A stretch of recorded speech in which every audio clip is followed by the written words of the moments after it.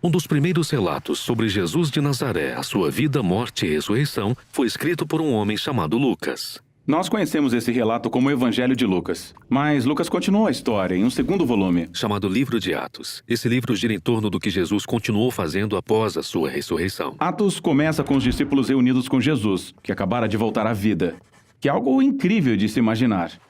E durante semanas, o Jesus ressurreto continuou ensinando a eles sobre o seu reino de cabeça para baixo, a nova criação que ele iniciou através da sua morte e ressurreição. Isso é algo emocionante, e os discípulos estavam prontos para divulgar este reino para o mundo. No entanto, Jesus manda que eles aguardem e permaneçam em Jerusalém até receberem um novo tipo de poder, e assim possam ser fiéis testemunhas de Jesus e seu reino. Então ele diz que sua missão vai começar em Jerusalém, depois seguirá para a Judéia e Samaria, e de lá para as nações.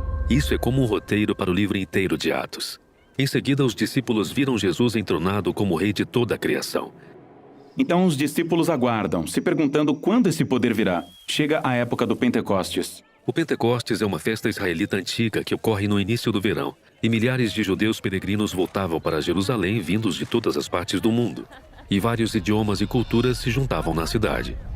Os discípulos estão reunidos em uma casa que, de repente, é preenchida por um poderoso vendaval e fogo.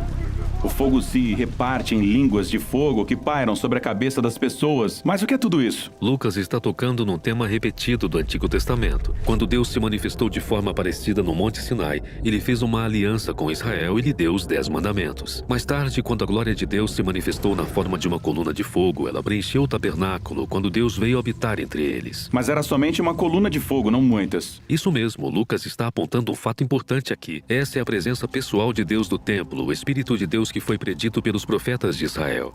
E agora iria habitar no novo templo do corpo de Jesus, ou seja, no seu povo. Eles se tornaram pequenos templos móveis, onde agora Deus iria habitar. E eles começaram a contar histórias sobre Jesus em idiomas que não conheciam antes. Mesmo assim, os visitantes conseguem entendê-los. O que estava acontecendo?